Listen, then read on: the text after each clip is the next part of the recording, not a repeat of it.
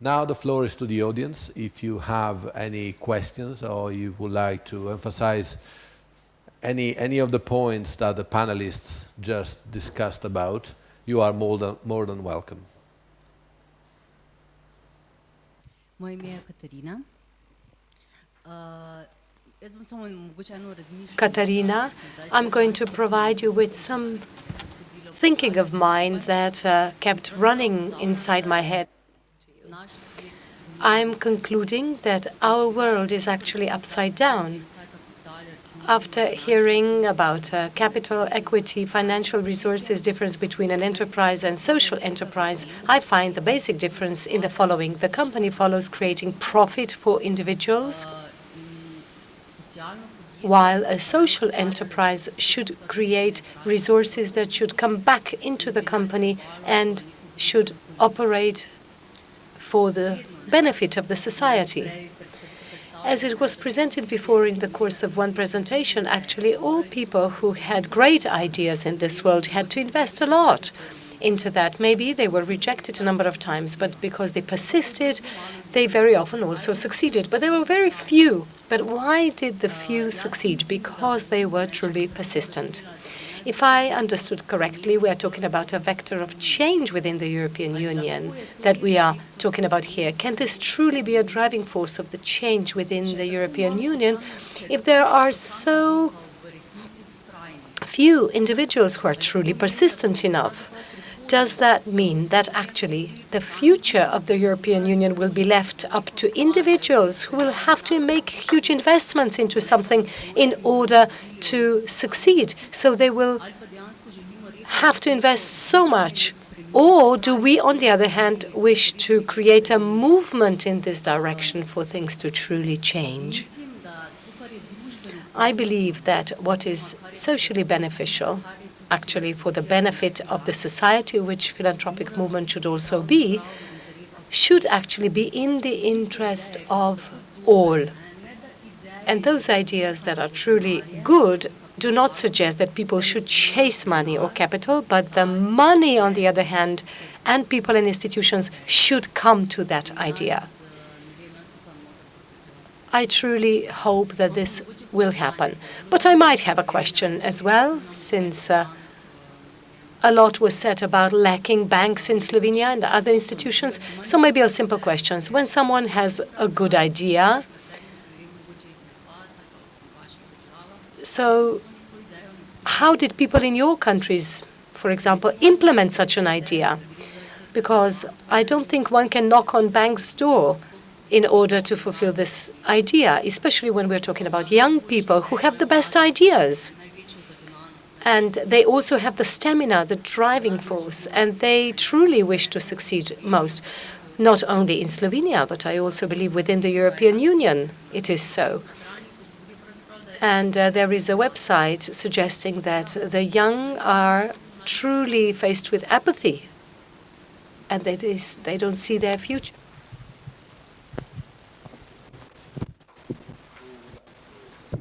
Start replying.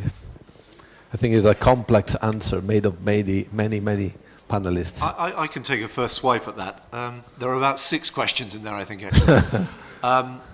Personally, I totally reject the concept of for-profit, not-for-profit, and let me tell you why. When you realize that we operate in a system where we send 50 cents on the dollar raising our money, the biggest lie in this sector is all our money goes direct to what we do. Ask any NGO anywhere in the world, the senior management, after 2 glasses of wine in the evening, how much time they spend raising money. And I will tell you, they will all spend 50–60% of their time raising money. So the statistic from McKinsey is 20 to 40%. Some analysis even says it's 50 to 70%. Government's perhaps even worse. So we spend 50 cents on the dollar raising the money. Then in terms of when it comes to be allocated, if you look at the work, Niall Ferguson, and there's a range of other Harvard players behind this, you discover that certainly in the developing world, another 50% disappears out, which we call it fragmented costs, consultants to corruption in one extreme of that. So you're then left with 10% on the ground that then is administrated by small fragmented organizations that have absolutely no vested interest in collaborating together. So if I take sub-Saharan Africa, where the West has allocated 183 billion, or the equivalent to 50% of all African government expenditure, less than about 10% is arriving on the ground, 10-20% is arriving on the ground, delivered by fragmented organizations. And I'm including that, the UN agencies, who, if you've ever seen them at play, certainly don't really collaborate much together either. So firstly, I reject fundamentally that if we are within the for-profit, not-for-profit paradigm, we are essentially screwed, if you'll excuse the technical phrase. It is a fundamentally extremely inefficient way of allocating capital. Secondly, in terms of the assumption that is made that, again, this is unitary, that is false. Let me give you a deal that was recently done in Montana around a limited liability company structure. There is a prison in Montana. It has just run out of money to build a food processing plant. There is no federal funds, state funds to do that. So under this particular structure, the government, the local government provides land and labour, cheap because they're prisoners.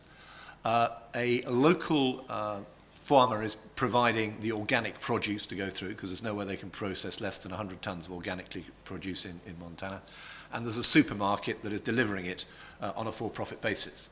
So under that scenario, you have two for-profit players essentially taking a for-profit return out of it, and you have government taking a not-for-profit return.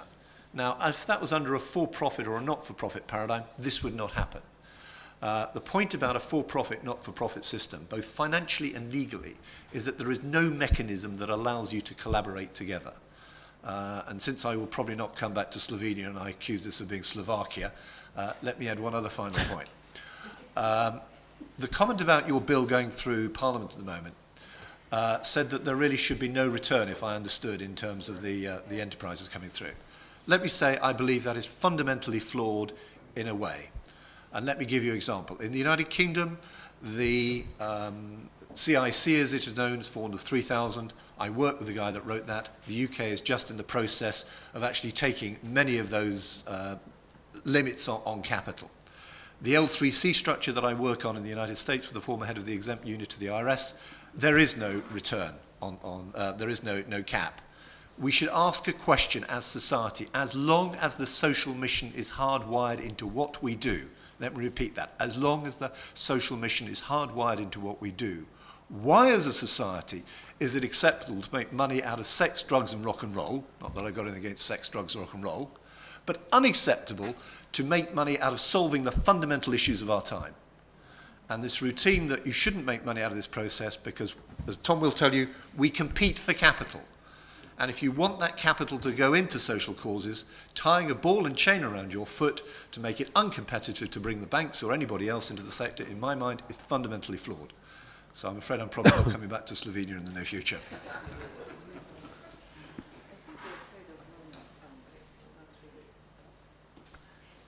Can I add a penny or two in that? Please. I think I love that answer because I was thinking in my mind, why does it have to be mutually exclusive? Why does it have to be an either or? The world is working on a paradigm where business is really struggling. We've lost trust in business. Those who run business, they're looking for a different way to operate. They see through some of the work that you've done that there's an ability to create a middle class in many parts of the world. And so, why not go ahead from a financial institution, help to create that middle class so you can then put a banking infrastructure in place and serve that infrastructure. So the convergence that we're starting to see in other parts of the world is not going to go away because businesses need it. And let's face it, nonprofits need it too because of the frustration of funders who want to see that impact. If they don't see the impact, they're not going to give anymore. I was recently with an individual who's head of a large family office. He spends 3 months a year in Africa. In the last 15 years, as head of his family, he has given almost $1 billion a year to Africa. And his words to me were, "I have done more harm, Tom, than good here." I need a different way to do this. And I need, because what he's doing is he's commenting on there's no alignment. So he's putting money into a system that's corrupt. He's putting money into a system where he's actually subsidizing farmers who are actually, they can't compete with free. Yeah, so the UN food program, he can't compete with that. So you've got this dynamic going on that unless you can get business, government, and not-for-profit sectors converging on large problems, nothing's going to change. It's not going to solve. So if we had the mindset which was, what's the problem we need to solve? We put the right experts around that problem, and then we come up with a solution, and only after that do we decide whether there's profit to be made in there or not. Because, trust me, if there's guys around it who can make profit, they'll see the angle. If there's no angle, don't take the angle. Yeah, and that then becomes, the NGO space that we pointed out. If there is profit, we go the other way. It seems that we seem to start at the wrong place. Either where can I make money, or where can I solve a problem? Wrong place. Anyways, that's my 2 pennies on that subject. As a minority, I'll just take the words first. Before I answer the question about young people accessing finance, I would like to comment on this. And just as a case from Bosnia and Herzegovina, microcredit was a social is a social business actually. It is 3 P's, as Mi Banco would say from Peru: people, planet, profit. Well, planet, let's not talk about it now, but it is about people and it is about profit, double bottom line. That is the 111, but that's a bit further. So if I would comment on how we started as an NGO, and we really were business oriented, so we are not for profit but profitable. Okay, we lost some 20% of equity in the last couple of years, and actually we did attract lenders of high quality, and name them, we got them. We got the numbers right, we were able to sell it. And then the crisis hit, but also the government wasn't really happy to allow us to become a company, so we attract equity. And that's why, because they donated this equity. It's like 20% of our equity at the moment, but we are stuck. So, yes, it was seed capital. Yes, it did play a major role for us to provide access for low-income women entrepreneurs. But now it's becoming a stumbling block because the government is afraid that some of us will become really rich. So, yes, I'm afraid of people who would use or abuse funds that were from the taxpayers, or that our country has become over indebted because of this fund. At the same time, how do we really grow? How do we really make this equity work for even for more people? So yes, there are ways maybe to protect this donated equity, but don't prevent us to grow into attracting even more and better equity for more people to access finance, and actually to get cheaper funds that they are available at the moment, because scale actually gives you better opportunity for better pricing for financial products. So that's the story from Bosnia. If you're interested, I mean, I wasn't happy. I was also quite happy when I heard 2 first speeches, and then later, that's why I asked the questions about how do you really expect Slovenian social enterprises to attract equity if there is no ability for them to, to gain the return. I'm not, it's like closed the door. So that's my kind of humble contribution. When it comes to young people, it's really interesting that we see in our country that people who access loans are aging, young people are out of picture, and it's interesting, the parents are still taking care of them, even if they are if they are supposed to be kind of self-sustainable in their age, but mainly parents are accessing loans when they have an idea. So it's something we really struggle with, and I hope to find the answer someplace else from those countries here. John, please. Oh, yes, sorry. Yeah, just I suppose two points to add to everything that's been said. In this whole, you said the world is upside down, we've got it all upside down. Yeah, I think we're only at the start of an exciting upside down time. If I were a futurist, I'd say watch this space. I hope we're going to smash the paradigm that we've lived with for probably longer than the 20 years that Arthur's been talking about. I think that the convergence that has been mentioned is happening. We're starting to see it, and it's going to grow more and more. And I don't think it will happen in a thought-out, strategized way, because I think that will help. But I think it's also happening. It's in the air. It's sort of, it's like if you go through history, you know, 17, whatever it was, something, the rights of man, 1780 or something like this, and the whole world started to get this feeling for freedom and that each individual mattered. A revolutionary concept. I think we're on to imagining revolutionary concepts again. And I see it most, you're talking about young people, I see it most in Generation Y. They automatically get this because they don't come pre-wired into the automatic profit or for-profit mold. And you add that then to the profile of an entrepreneur who doesn't come pre-wired either, which enables an entrepreneur to see things differently.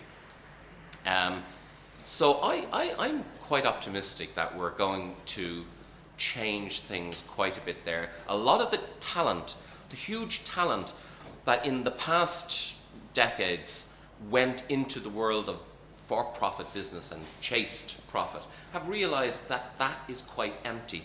And those who are coming behind with great talent realize there's much greater uses to which they can spend their talent. And then also just about how do we fund young people and entrepreneurs.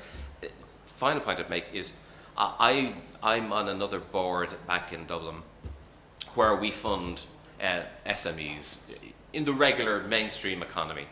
But it has often dawned on me that the people who apply for a starting grant or something like this are probably the very people we should not give a grant to. Because the real entrepreneurs have gone ahead and done it without any grant, without any help from anybody. They didn't even know. They didn't bother doing the research to see that they could have got some money from us. They're too consumed in what they're doing to be bothered writing or filling in a form to get a few thousand from us. So I think the real entrepreneurs just do it. I think the best thing we can do for them is get out of their way. Don't put obstacles in their way. Get out of their way. Okay.